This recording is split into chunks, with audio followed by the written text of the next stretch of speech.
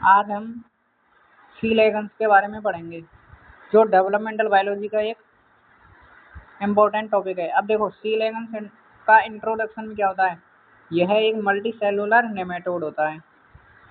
Second में यह एक मॉडल ऑर्गेनिज्म होता है। अब इसे मॉडल ऑर्गेनिज्म क्यों कहा जाता है, क्योंकि इसका जनरेशन टाइम क्या होता है, शॉर्ट होता है, राउंड वर्म होता है। अगर हम इसकी सेक्स की बात करें तो यह हर्मेफ्रोडाइट होता है, जिसमें एग और स्पर्म दोनों एक ही में होते हैं, जिसे हम सेल्फ फर्टिलाइजेशन करते हैं। अगर ये इसका मेल स्पर्म है जो एग के साथ क्या करता है, फर्टिलाइजेशन करता है, तो इसे हम बोलते हैं क्रॉस फर्टिलाइजेशन। अब देखो, सी लेगन्स बल्बा में क्या होता है। अगर हम सी लेगन्स के बल्बा की बात करें तो बल्बा क्या होता है, एक फीमेल सेक्स एपेरेटस होता है। इसमें स्पर्म एंट्री होती है और एग ले भी होता है। अगर हम बल्बा की लोकेशन की बात करें तो बल्बा मिड वेंट्रल रीजन में होता है। जो बल्बा प्रिकर्सर सेल्स होती हैं वो बल्बा बनाती हैं। अगर हम बल्बा प्रिकर्सर सेल्स की बात करें तो वो 22 सेल्स होती हैं। सिग्नलिंग की बात करें तो डेल्टा नॉच सिग्नलिंग इसमें होता है, WNT सिग्नलिंग भी चलती है, RT की सिग्नलिंग भी चलती है। अगर हम एंकर सेल की बात करें तो जो एंकर सेल्स होती हैं वो एक सोमेटिक गोनोडल सेल्स होती हैं। ये इंडक्टिव सिग्नल प्रोड्यूस करती हैं और इसमें बल्बा के फॉर्मेशन के लिए क्या होता है, पोजिशनल वैल्यू रखती हैं। जो एंकर सेल्स होती हैं वो बल्बा के फॉर्मेशन के लिए पोजिशनल वैल्यू रखती हैं। अब हम पढ़ते हैं नेक्स्ट। देखो, नेक्स्ट में क्या होता है कि एंकर सेल का फॉर्मेशन कैसे होता है। अब देखो आप, एंकर सेल का फॉर्मेशन कैसे होता है कि इसमें दो प्रकार की सी लेगन्स में क्या होती है, बाई चांस इवेंट होती है। तो सी लेगन्स में दो प्रकार की क्या होती हैं, सेल्स होती हैं, Z1 ट्रिपल पी और Z4 ट्रिपल ए।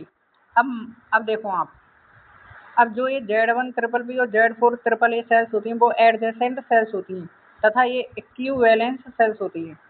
अब देखो आप कि अगर इसमें बाई चांस इवेंट होता है और Z1 ट्रिपल पी सेल्स अगर इसकी हाई कंसंट्रेशन होती है तो ये प्रोटीन प्रोड्यूस करती है, जिसे हम बोलते हैं लैग 2। लैग 2 क्या होता है, एक लेगेंड होता है जो डेल्टा की तरह कार्य करता है। अब ये डेल्टा की तरह कार्य करता है तो लैग 2 क्या बनाएगा, एंकर सेल्स बनाता है। अब देखो, जो लैग 2 होता है वो क्या करता है, Z4 ट्रिपल ए सेल्स को क्या करता है, स्टिमुलेट करता है।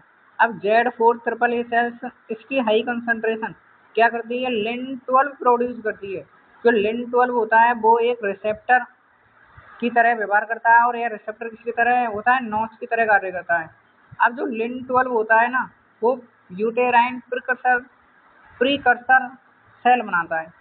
अब ऐसा नहीं है कि Z1 ट्रिपल पी सेल ही एंकर सेल बनाएगी, Z1 ट्रिपल पी सेल लिन12 भी बना सकती है।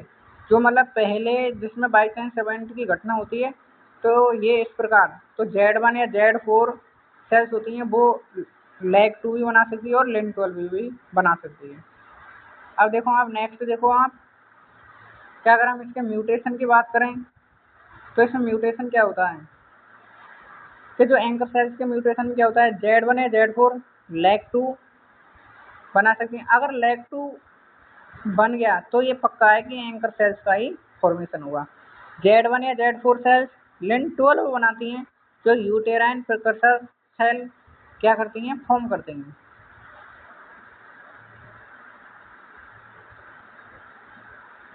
अब देखो आप कि अगर हम लॉस ऑफ फंक्शन करें लैग 2 में, क्या अगर लैग 2 में loss of function of mutation हो जाता है तो लैग 2 क्या बनाता था, एंकर सेल। अगर इसमें म्यूटेशन हो जाता है तो बोथ यूटेराइन सेल।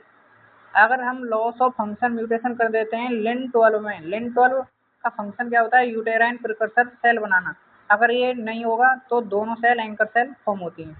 अगर हम लिन12 में गेन ऑफ फंक्शन म्यूटेशन कर दें तो बहुत सेल यूटेराइन सेल्स बनाती हैं। अब देखो, एंकर सेल में क्या होता है, लैग 2 प्रेजेंट होता है, लिन12 एब्सेंट होता है। यूटेराइन प्रिकर्सर सेल में क्या होता है, लिन12 प्रेजेंट होता है और लैग 2 एब्सेंट होता है। अब हम बात करते हैं किसकी, कि देखो बल्बा का फॉर्मेशन कैसे होता है। अब आप देखो बल्बा का फॉर्मेशन कैसे होता है कि जो बल्बा सेल्स होती हैं वो किससे बनती हैं, बल्बा प्रीकर्सर सेल्स से फॉर्म होती हैं।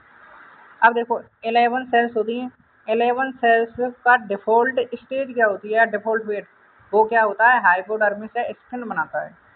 अब देखो इसमें एक होता है लिन 39 जिसे हम ऑक्सीजन भी कहा जाता है। इसमें WN की सिग्नलिंग चलती है और 6 सेल का सिलेक्शन हो जाता है। इन 6 सेल का सिलेक्शन हुआ है, इन्हीं को हम 6 हाइपोडर्मस सेल्स या 6 बल्बा प्रिकर्सर सेल्स कहा जाता है।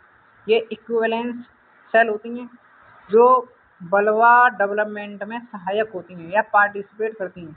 अब देखो ये जो 6 सेल्स हैं इनके नाम होते हैं P3P, P4P, P5P, P6P, P7P और P8P। अब देखो अगर हम लॉस ऑफ फंक्शन म्यूटेशन करते हैं लिन 39 में, जो लिन 39 क्या करता था, 11 सेल से 6 सेल का सिलेक्शन करता था, तो ये क्या करता है, बल्बा प्रिकर्सर सेल्स क्या होंगी, स्पेसिफाइड नहीं होते हैं। अब हम पढ़ते हैं, देखो इसमें प्रोसेस कैसे चलती है। देखो यहाँ से क्वेश्चन भी बना है कि ये होते हैं गोनाड्स, गोनाड्स के अंदर क्या होती है, एंकर सेल्स होती है। एंकर सेल्स होती है तो एंकर सेल्स के द्वारा एक मॉर्फोजन रिलीज होता है जिसे हम बोलते हैं लिन 3। तो लिन 3 रिलीज हो जाता है, तो लिन 3 क्या करता है, अब ये जो होती हैं P3P, P4P, P5P, P6P, P7P और P8P, ये क्या होती हैं, बल्बा प्रिकर्सर सेल्स होती हैं। अब जो बल्बा प्रिकर्सर सेल्स होती हैं इनके पास होता है LAT23 रिसेप्टर। तो इनके पास क्या होता है, LAT23 रिसेप्टर होता है। प्रत्येक के पास होती है। अब देखो कि ये जो लिन 3 है वो P6P बल्बा प्रिकर्सर सेल को सबसे ज़्यादा इसकी कंसंट्रेशन पहुंचती है, तो सबसे ज़्यादा P6P लिन 3 को ग्रहण करती है और वो क्या बना देती है, प्राइमरी बल्बा प्रिकर्सर सेल बना देती है। अब ये किसका फॉर्म, अब ये प्राइमरी बल्बा प्रिकर्सर सेल्स होती हैं वो 8 सेल बनाती हैं बल्बा की।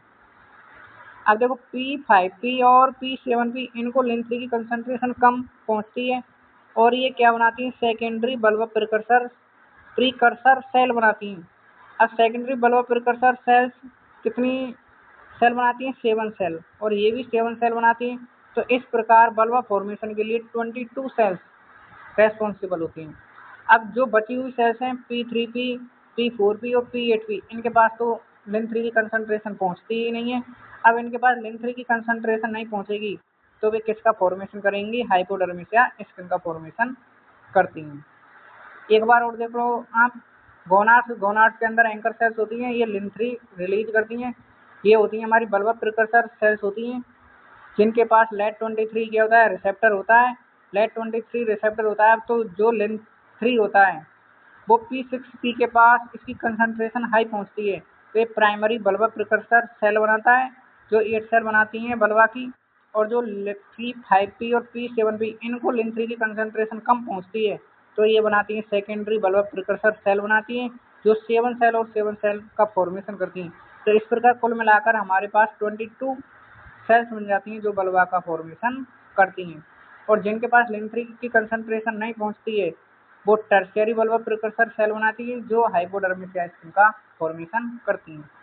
अब देखो आप नेक्स्ट में क्या होता है, यही मैकेनिज्म पर इसे दिखाया गया है। अब देखो आप कि जो एंकर सेल्स क्या होती हैं, एंकर सेल्स वही गोनाड, गोनाड्स के अंदर क्या होती हैं, एंकर सेल्स होती हैं। एंकर सेल्स के पास क्या होता है, लिन थर्ड होता है जो एक मॉर्फोजन की तरह क्या होता है, कार्य करता है। वो एक मॉर्फोजन की तरह कार्य करता है और उसके नीचे होती हैं बल्बा प्रिकर्सर सेल्स और जो होती हैं 6, इनके पास इक्विवेलेंट नेचर की होती हैं, मतलब सेम प्रॉपर्टी रखती हैं ये। अब देखो तो इनके पास बल्बा प्रिकर्सर सेल्स के पास LAT23 क्या होता है, रिसेप्टर होता है। जो P6 वाली सेल्स होती है इससे लिन 3 की कंसंट्रेशन सबसे ज़्यादा प्राप्त होती है और ये क्या बनाती है, प्राइमरी बल्बा प्रिकर्सर सेल्स बनाती है।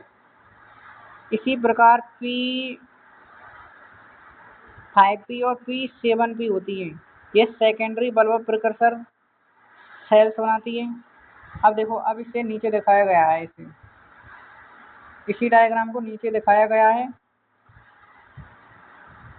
अब देखना अब आराम से कि इसमें क्या क्या होता है। ये हमारे पास होती हैं P5P sales, P6P बल्बा precursor sales और P7P बल्बा प्रिकर्सर। आपको पता है कि लिन थर्ड किसके द्वारा रिलीज होता है, एंकर सेल्स के द्वारा। और जो P6P सेल्स होती है उसके पास होता है LAT23 रिसेप्टर। तो इन दोनों के मध्य कौन सी सिग्नलिंग चलती है, वो होती है RTK सिग्नलिंग या मैप काइनेज सिग्नलिंग। अब ये सिग्नलिंग चल जाती है तो देखो, जैसे लिन 3 एंकर सेल के द्वारा रिलीज होता है तो जो P6P जो सेल्स होती हैं उनके पास होता है LAT23 रिसेप्टर। तो इसकी कंसंट्रेशन हाई होती है और ये क्या बना देती है, प्राइमरी बल्बा प्रिकर्सर सेल्स बनाती है। अब जो प्राइमरी बल्बा प्रिकर्सर सेल्स होती हैं वो DSL जो एक लिगैंड की तरह कार्य करता है और ये लिन 12 को रोकती हैं। लिन 12 क्या होता है, जो P5P सेल्स और P7P सेल्स होता है, इनकी सेल्स पर क्या होता है, लिन 12 एक रिसेप्टर होता है जो प्रेजेंट होता है। अब जैसे DSL और लिन 12 का इंटरेक्शन होता है तो ये क्या करती हैं, P5P और P7P सेल्स को सिग्नल देती हैं कि तुम्हें प्राइमरी सेल्स ना बनाकर सेकेंडरी बल्बा प्रिकर्सर सेल्स बनाना है। अब देखो, जो DSL और लिन 12 के मध्य जो सिग्नलिंग चलती है उसे हम बोलते हैं डेल्टा नॉच सिग्नलिंग। अब देखो, इसमें सबसे ज़्यादा महत्वपूर्ण है इसके म्यूटेशन। यहाँ से तो क्वेश्चन आता ही है और आपको ये पढ़ना ही भी पड़ेंगे। अब देखो आप कि ये होती है एंकर सेल्स। एंकर सेल एक प्रकार की इंड्यूसर सेल्स होती है जो इंडक्टिव सिग्नल लिन 3 रिलीज करती है। अब देखो आप सेकंड पॉइंट, लिन 3 क्या होता है, एक प्रकार का मॉर्फोजन होता है जो एंकर सेल के द्वारा रिलीज होता है। ये लाइन पूछी भी गई है। अब देखो, लिन 3 क्या होता है, एक होमोलोगस होता है मैमल्स में। किसके होमोलोगस होता है, एपिडर्मल ग्रोथ फैक्टर के। LAT23 क्या होता है, रिसेप्टर होता है जिसे एपिडर्मल ग्रोथ फैक्टर रिसेप्टर या मैप काइनेज रिसेप्टर कहते हैं, जो किसमें प्रेजेंट होता है, बल्बा प्रिकर्सर सेल्स में प्रेजेंट होता है। अब देखो, ये 6 बल्बा प्रिकर्सर सेल्स होती हैं जो इक्विवेलेंस होती हैं, ये स्पेसिफाई करती हैं लिन 39 के द्वारा स्पेसिफाई होती हैं। अब जो यहाँ लिन 12 होता है वो लेटरल इनहिबिशन शो करता है। यहाँ पर जो लिन 12 है वो अलग है, जो सेल्स लिन 12 रिलीज करती हैं उन्हें हम सेकेंडरी बल्बा प्रिकर्सर सेल्स कहा जाता है। अब देखो, आप मान लो कि लिन 12 में म्यूटेशन है। अगर लिन 12 में म्यूटेशन हो जाएगा तो सेकेंडरी बल्बा प्रिकर्सर सेल्स नहीं बनेंगी। क्या बनेंगी, प्राइमरी बल्बा प्रिकर्सर सेल्स का निर्माण होगा। तो P5P भी प्राइमरी बल्बा प्रिकर्सर सेल्स बनाएगा, P6 तो बनाती है और P7P भी प्राइमरी बल्बा प्रिकर्सर सेल्स का फॉर्म करेगी। इसके बाद देखो आप नेक्स्ट, इसके कुछ अब हम पढ़ते हैं म्यूटेशन केस, और यहाँ से तो क्वेश्चन आया है अभी। आप अच्छे से देखना, कुछ नहीं है, आपको बस इतना याद रखना है कि लॉस ऑफ फंक्शन म्यूटेशन क्या होता है, गेन ऑफ फंक्शन म्यूटेशन क्या होता है, बस इतना भी पता है ना, तो आप इनको समझ सकते हो आसानी से। अब देखो कि लिन 3 क्या होता है, अगर हम लिन 3 की कंसंट्रेशन रिड्यूस करते हैं, एक प्रकार मॉर्फोजन होता है, तो जो P6 वाली सेल है ना उसके पास ही लिन 3 पहुंच पाएगा और वो क्या बना पाएगा, प्राइमरी बल्ब प्रिकर्सर सेल्स का फॉर्मेशन करेगा। ना तो P5P को पहुंच पाएगी लिन 3 की कंसंट्रेशन, ना P7P को पहुंच पाएगी, तो ना सेकेंडरी बल्ब प्रिकर्सर सेल्स का फॉर्मेशन होगा, सेकेंडरी बल्ब प्रिकर्सर सेल्स का फॉर्मेशन होगा नहीं। तो इस प्रकार जो P5P P7P केवल क्या बनेगी, ओनली बल्बा प्रिकर्सर सेल्स निर्मित होती है, सेकेंडरी बल्बा प्रिकर्सर सेल्स बनती ही नहीं है। और जितनी भी रेस्ट बची हुई बल्बा प्रिकर्सर सेल्स हैं वो हाइपोडर्मिस या स्किन का फॉर्मेशन कर देती हैं। तो देखो, लिन 3 की कंसंट्रेशन रिड्यूस करते हैं या तो ओनली प्राइमरी बल्बा प्रिकर्सर सेल्स निर्मित होती हैं, सेकेंडरी बल्बा प्रिकर्सर सेल्स का फॉर्मेशन होगा ही नहीं। और जितनी भी शेष बची हुई बल्बा प्रिकर्सर सेल्स हैं वो क्या बनाती हैं, हाइपोडर्मिस या स्किन का फॉर्मेशन करती हैं। अब देखो आप, लिन 3 में गेन ऑफ फंक्शन म्यूटेशन हो जाता है। अगर लिन 3 में गेन ऑफ फंक्शन म्यूटेशन हो जाएगा तो क्या बनेगी, मल्टी बल्बा कंडीशन फॉर्म होती है। अब आप मान लो अगर एंकर सेल्स को ही डिस्ट्रॉय कर दिया जाता है, अगर एंकर सेल को डिस्ट्रॉय कर दिया जाता है तो लिन 3 नहीं बनेगा, लिन 3 नहीं बनेगा तो बल्बा भी नहीं बनेगा। यदि हम LAT23 को म्यूटेटेड कर दिया जाता है तब भी बल्बा का फॉर्मेशन नहीं होगा, नो बल्बा या बल्बा लेस फिनोटाइप। इसके बाद देखो आप एंकर सेल की पोजीशन चेंज कर दें तो बल्बा बनेगा, लेकिन उसकी पोजीशन शिफ्ट हो जाएगी या चेंज हो जाएगी। तो इसमें ये हो जाता है बल्बा फॉर्म होगा, बल्बा पोजीशन विल बी चेंज। अब देखो आप नेक्स्ट पॉइंट, अगर टर्शियरी बल्बा प्रिकर्सर सेल्स को हम डिस्ट्रॉय कर दें, जो हमारे पास P3 और P4 और P8 भी सेल्स थी ना, उन्हें हम टर्शियरी बल्बा प्रिकर्सर सेल्स कहा जाता है। अगर उनको नष्ट कर दें तो नॉर्मली बल्बा का तो फॉर्मेशन होना चाहिए, क्योंकि टर्शियरी बल्बा प्रिकर्सर सेल्स क्या बनाती थी, हाइपोडर्मिक स्किन, जिसका बल्बा फॉर्मेशन में तो कोई इंपॉर्टेंस नहीं होता है। तो इस प्रकार हमारे बल्बा का फॉर्मेशन होगा, मतलब सी लेगन्स के बल्बा का फॉर्मेशन होगा। अगर हम सेंट्रल 3 बल्बा प्रिकर्सर सेल्स को नष्ट कर दें, जो P5P, P6P, P7P सेल्स को अगर हम हटा भी दें तब भी बल्बा का फॉर्मेशन होगा, क्योंकि ये सेल्स इक्विवेलेंस नेचर की होती हैं, इनके पास सेम प्रॉपर्टी होती है। अब देखो आप, अगर हम लॉस ऑफ फंक्शन और LIN3 में अगर म्यूटेशन कर दें और लॉस ऑफ फंक्शन ही हम कर दें LAT23 में तो नो बल्बा। अगर हम लॉस ऑफ फंक्शन और म्यूटेशन कर दें LIN3 में, लेकिन गेन ऑफ फंक्शन और म्यूटेशन कर दें LAT23 में तो मल्टी बल्बा कंडीशन फॉर्म होगी। अगर हम गेन ऑफ फंक्शन LIN3 में कर दें और LAT23 में लॉस ऑफ फंक्शन तो नो बल्बा फॉर्मेशन होगा, अर्थात बल्बा लेस फिनोटाइप का फॉर्मेशन होगा। अगर हम गेन ऑफ फंक्शन LIN3 में कर दें और गेन ऑफ फंक्शन LAT23 में कर दें तो मल्टी बल्बा का फॉर्मेशन हो जाता है। अगर हम LIN39 में म्यूटेशन कर दें तो जो बल्बा प्रिकर्सर सेल्स हैं वो स्पेसिफाइड नहीं होती हैं, तो नो बल्बा का फॉर्मेशन होगा। अब आप देखो गोनाड सेल्स को नष्ट कर दिया जाता है। अगर हम गोनाड सेल्स को डिस्ट्रॉय कर दें और उसमें केवल एंकर सेल प्रेजेंट होती हैं तो नॉर्मली बल्बा का फॉर्मेशन होता है। अब हम पढ़ते हैं नेक्स्ट कि सी लेगन्स में एक्सिस का फॉर्मेशन कैसे होता है। देखो सी लेगन्स में एक्सिस का फॉर्मेशन कैसे होगा कि एंटेरियर पोस्टीरियर एक्सिस का फॉर्मेशन कैसे होगा। देखो ये होता ही है सी लेगन्स की बॉडी।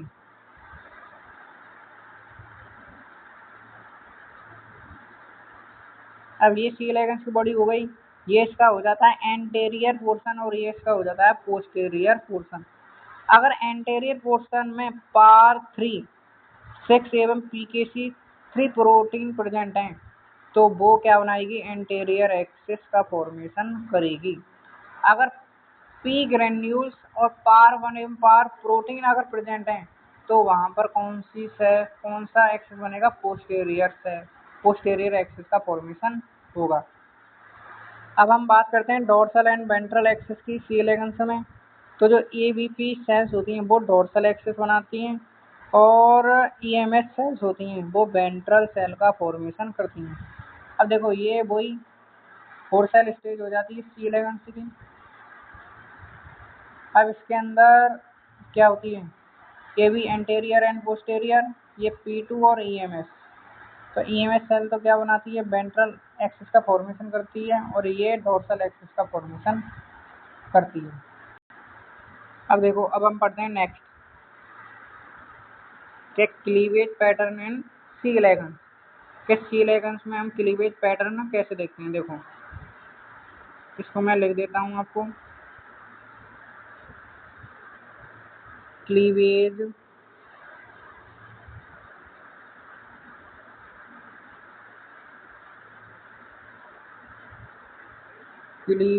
पैटर्न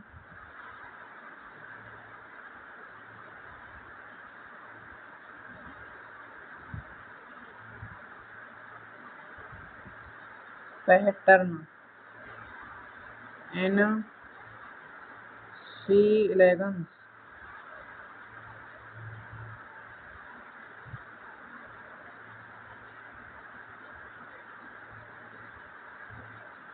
अब देखो आप,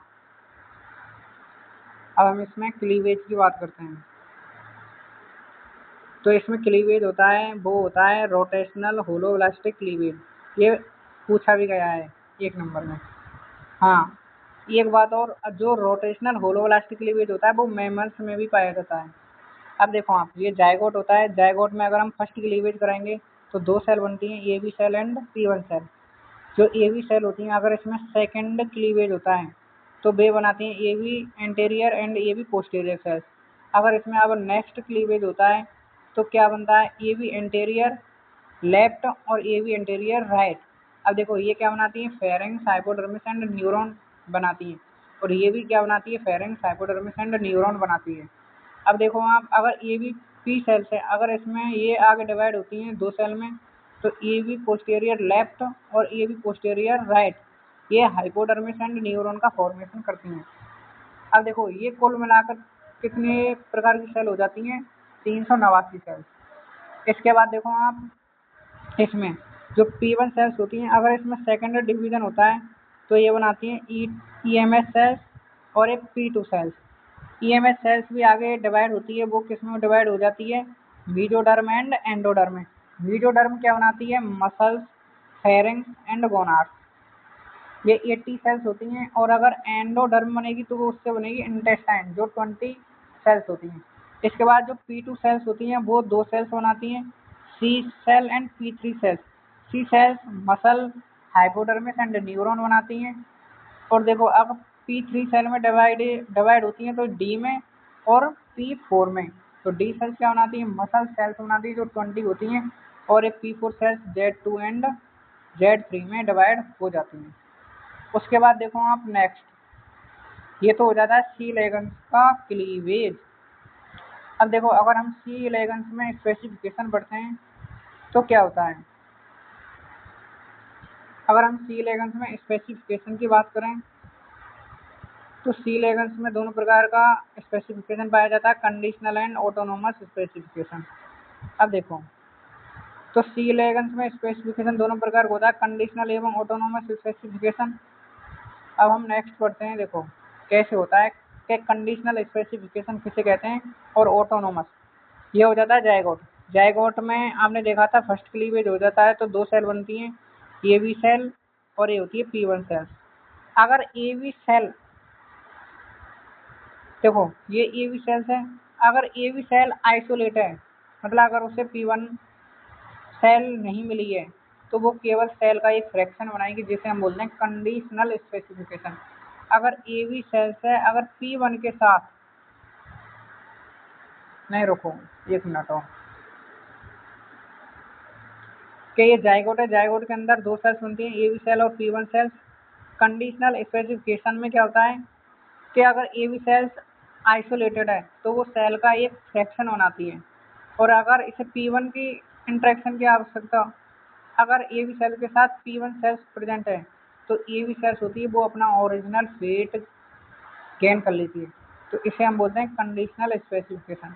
कि कंडीशनल स्पेसिफिकेशन को क्या होता है कि ये अकेले सेल्स नहीं बना सकती, इसे इंटरेक्शन की आवश्यकता होती है किसी दूसरे सेल्स की। तो ये ए बी सेल्स होती है और ये P1 सेल्स होती हैं।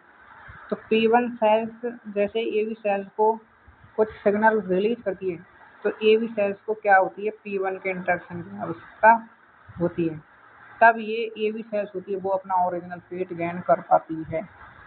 इसके बाद हम ऑटोनोमस स्पेसिफिकेशन किसे बोलते हैं, ऑटोनोमस स्पेसिफिकेशन में क्या होता है, क्या देखो दो सेल्स हैं, ए बी सेल और P1 सेल। अगर एक P1 सेल से आइसोलेट कर देते हैं तो वो ओरिजिनल फेट गेन कर लेती है, और अगर इसे P1 plus A B cell के साथ इंटरेक्ट किया जाता है तब भी ओरिजिनल फेट गेन कर लेती है। तो कंडीशनल स्पेसिफिकेशन में क्या होती है, सेल्स होती है वो अकेले अपना अपना फेट गेन नहीं कर सकती हैं। और ऑटोनोमस स्पेसिफिकेशन में क्या होता है कि इसमें जो सेल्स होती है वो अकेले अपने ओरिजिनल फेट गेन कर लेती हैं। अब देखो आप, इसमें क्या होता है, ये दो सेल्स होती हैं EMS सेल्स और P2 सेल्स। P2 सेल्स क्या होती है, एक सिग्नल रिलीज करती है EMS को। तो EMS सेल्स क्या बनाती है, मीजोडर्म बनाती है और एंडोडर्म का फॉर्मेशन करती है। मीजोडर्म और एंडोडर्म, एंडोडर्म क्या बनाती है आगे जाकर, इंटेस्टाइन, और मीजोडर्म बनाती है मसल, फेरिंग्स एंड गोनाड्स।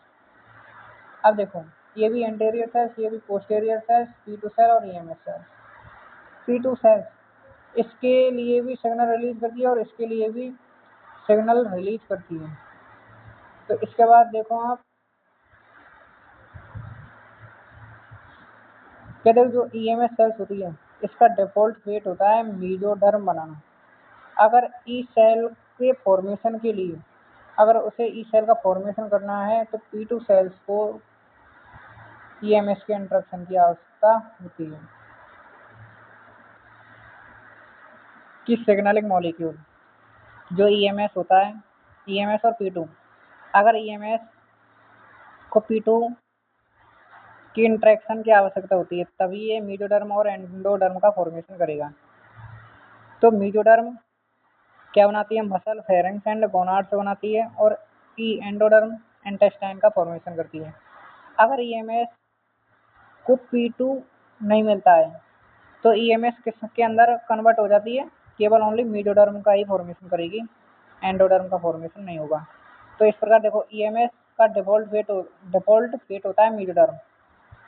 अगर हमें एंडोडर्म का फॉर्मेशन करना है तो ईएमएस को P2 के इंटरेक्शन की आवश्यकता होती है।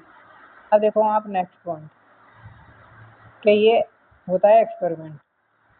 यहाँ से भी क्वेश्चन आए हैं देखो कि इसमें क्या होता है, सिग्नलिंग WNT सिग्नलिंग चलती है और WNT सिग्नलिंग में पैराक्लाइन सिग्नल। अब देखो ये होती है ईएमएस सेल और ये होती है P2 सेल्स। अब P2 सेल्स क्या करती है? MOM2 रिलीज करती है, मतलब लेगेंड रिलीज करती है और ईएमएस सेल के पास होता है MOM5 रिसेप्टर। अब ईएमएस सेल होती है वो एक फाउंडर सेल होती है जो रेस्पॉन्स देती है और क्या बनाती है? मेसोडर्म और एंडोडर्म। तो P2 सेल के द्वारा सिग्नल रिलीज होगा जिसे ईएमएस ग्रहण करेगा और ईएमएस क्या बना देगा? मेसोडर्म और एंडोडर्म। अब देखो कि WNT रिसेप्टर में क्या होता है कि जो मेसोडर्म है, ईएमएस सेल क्या बनाती है? मेसोडर्म और एंडोडर्म बनाती है। अब देखो अगर मेसोडर्म का फॉर्मेशन हो रहा है तो वो पॉप1 जीन प्रेजेंट होती है। तो मेसोडर्म क्या बनाती है? मसल, फेरिंग्स एंड गोनाड्स बनाती है। देखो हाँ, और एंडोडर्म के फॉर्मेशन के लिए क्या होती है? पॉप1 जीन की आवश्यकता नहीं होती है। और एंडोडर्म क्या बनाती है? इंटेस्टाइन। अब देखो आप इसमें कि ये होती है ईएमएस सेल, ये होती है ईएमएस सेल। ईएमएस सेल क्या बनाती है? जब इसे P2 का सिग्नल मिलता है तो यह मेसोडर्म और एंडोडर्म का फॉर्मेशन कर देती है। अब जैसे ये मेसोडर्म और एंडोडर्म का फॉर्मेशन कर देती है तो मेसोडर्म क्या बना देती है? मसल बनाती है, फेरिंग्स बनाती है और गोनाड्स बनाती है और एंडोडर्म सेल्स इंटेस्टाइन बनाती है। अब देखो मेसोडर्म के फॉर्मेशन के लिए हमें किसकी आवश्यकता होती है? पॉप1 जीन की। अगर पॉप1 जीन प्रेजेंट नहीं है तो मेसोडर्म का फॉर्मेशन नहीं होगा, केवल किसका निर्माण होगा? एंडोडर्म का। अब देखो आप इसके कुछ म्यूटेशन भी पढ़ लो यहाँ पर कि पॉप1 जीन मेसोडर्म के फॉर्मेशन के लिए रेस्पॉन्सिबल होती है। तो ई सेल के फॉर्मेशन के लिए ईएमएस को P2 के इंटरेक्शन की आवश्यकता होती है। अगर ईएमएस को P2 नहीं मिला है तो वो केवल मेसोडर्म का फॉर्मेशन करेगा। देखो म्यूटेशन क्या होता है कि पॉप1 जीन में अगर म्यूटेशन है, पॉप1 जीन किसके लिए बनाने को जिम्मेदार है? मेसोडर्म। तो मेसोडर्म नहीं बनेगा, बहुत दोनों सेल एंडोडर्म बनाएंगी। तो ईएमएस सेल है अगर उसे में पॉप1 जीन म्यूटेटेड है तो दोनों सेल क्या बनाएंगे? एंडोडर्म बनाएंगे, अर्थात इंटेस्टाइन का फॉर्मेशन होगा। अब देखो आप नेक्स्ट पढ़ो, ये इंपॉर्टेंट है, ये चार्ट आप इसे देख लो और आपके सब सारे डाउट हैं वो इससे क्लियर हो जाएंगे। अब देखो एक्सपेरिमेंट 4 में क्या पढ़ते हैं कि ये होती हैं AV पोस्टीरियर सेल्स और ये होती है AV एंटीरियर सेल्स। ये होती है ईएमएस सेल्स और ये होती है P2 सेल्स। अब देखो कि AVP सेल और AVA सेल के पास होते हैं रिसेप्टर्स और रिसेप्टर का नाम होता है GLP1 रिसेप्टर और ईएमएस के पास होता है MOM5 रिसेप्टर। अब देखो P2 जो सेल्स होती है वो दोनों के लिए क्या करती है? सिग्नल रिलीज करती है। ये ईएमएस के लिए भी सिग्नल रिलीज करती है। तो P2 ईएमएस के लिए MOM2 लेगेंड रिलीज करती है और P2 AVP के लिए APX1 लेगेंड रिलीज करती है। अब देखो अगर MOM2 और MOM5 के मध्य या P2 और ईएमएस के मध्य इंटरेक्शन होता है तो उससे बोलते हैं उसमें कौन सी सिग्नलिंग चलती है, WNT सिग्नलिंग। अगर P2 और ABP के मध्य सिग्नलिंग मतलब इंटरेक्शन होता है तो उसके मध्य जो सिग्नलिंग चलेगी उसे बोलते हैं डेल्टा नॉच सिग्नलिंग। तो देखो आप कि अगर P2 और EMS के मध्य सिग्नलिंग चल रही है तो EMS सेल होती है वो बनाती है मीजोडर्म एवं एंडोडर्म का फॉर्मेशन। एक बार और देखो आप, ये होती है P2 सेल के द्वारा MOM2 रिलीज होता है, EMS पास MOM5 रिसेप्टर होता है, MOM2 और MOM5 के मध्य इंटरेक्शन होता है तो EMS सेल किसके अंदर डिवाइड हो जाती है, मीजोडर्म और एंडोडर्म के अंदर। अब देखो P2 ये PX1 रिलीज करती है और ABP के मध्य ABP की सरफेस पर क्या होता है, GLP-1 रिसेप्टर। अब ये GLP-1 रिसेप्टर होता है। अब ABP सेल्स है वो जैसे ही APX1 को एक्सेप्ट करती है तो ये क्या बनाती है, हाइपोडर्मिस एंड न्यूरॉन का फॉर्मेशन कर देती है। अब देखो इसमें क्या होता है कि P2 लिगेंड है। अब P2 होती है जो सिग्नल या लिगेंड रिलीज करती है दो प्रकार के, MOM2 और APX1। MOM2 क्या होता है, MOM5 रिसेप्टर। क्या MOM2 किससे बाइंड होता है, MOM5 रिसेप्टर से, और APX बाइंड होता है GLP-1 रिसेप्टर से। MOM5 रिसेप्टर EMS सेल में प्रेजेंट होता है और इसके मध्य जो सिग्नलिंग चलती है वो होती है WNT सिग्नलिंग। और APX1 बाइंड करता है GLP-1 रिसेप्टर से और ये किसमें प्रेजेंट होता है, AB पोस्टीरियर सेल्स में प्रेजेंट होता है जिसके मध्य सिग्नलिंग चलती है डेल्टा नॉच सिग्नलिंग। अब देखो AB पोस्टीरियर सेल से अगर इसे P2 का इंटरेक्शन मिलता है तो हाइपोडर्मिस एंड न्यूरॉन का फॉर्मेशन होता है। अगर इसे P2 का इंटरेक्शन नहीं मिलता है तो PHN pharynx hypodermis and neuron का फॉर्मेशन कर देती है। अब देखो ABP सेल और ABPA सेल दोनों इक्विवेलेंट होती हैं। अगर ABA सेल है, अगर P2 का इंटरेक्शन मिलता है तो ये हाइपोडर्मिस एंड न्यूरॉन का ही फॉर्मेशन करती हैं। अगर ABP सेल है, अगर इसे P2 नहीं मिला है तो ये फेरेंक्स हाइपोडर्मिस एंड न्यूरॉन का फॉर्मेशन करती हैं। अब देखो आप नेक्स्ट में क्या होता है कि एक्सपेरिमेंट में अगर हम GLP-1 रिसेप्टर है रिमूव कर दें कि अगर दो सेल हैं AB एंटेरियर और AB पोस्टीरियर, अगर इसमें GLP-1 रिसेप्टर म्यूटेटेड है तो किसका फॉर्मेशन होगा, PHN का फॉर्मेशन होता है। मतलब फेरेंक्स हाइपोडर्मिस एंड न्यूरॉन और फेरेंक्स हाइपोडर्मिस एंड न्यूरॉन दोनों ही सेल क्या बनाएंगे, फेरेंक्स हाइपोडर्मिस एंड न्यूरॉन का फॉर्मेशन करती हैं। अगर देखो आप अगर POP1 जीन की डेफिशिएंट है तो क्या नहीं बनेगा, मीजोडर्म का फॉर्मेशन नहीं होगा, केवल दोनों सेल क्या बनेंगे, एंडोडर्मल सेल्स का फॉर्मेशन होगा। अब देखो आप कि LIN15 क्या होता है, LIN15 क्या होता है, LIN3 को रोक देता है। MIR61 क्या होता है, LIN12 की एक्टिविटी को रोक देता है। LIN12 एक्टिविटी क्या करती है, जो सेकेंडरी बल्बा प्रिकर्सर सेल्स बनाती है। एक होता है SKN1 जीन जो EMS को प्रमोट करती है। EMS क्या बनाता है, मीजोडर्म एवं एंडोडर्म का फॉर्मेशन करता है। अब देखो P1 सेल क्या होती है, ऑटोनॉमस सेल्स होती है, अर्थात ये अपना फेट स्वयं मतलब अकेले डिसाइड कर लेती है। और AB सेल्स होती है वो कंडीशनल स्पेसिफिकेशन शो करती है। इस प्रकार हमारा ये टॉपिक हो जाता है कंप्लीट। थैंक यू, धन्यवाद।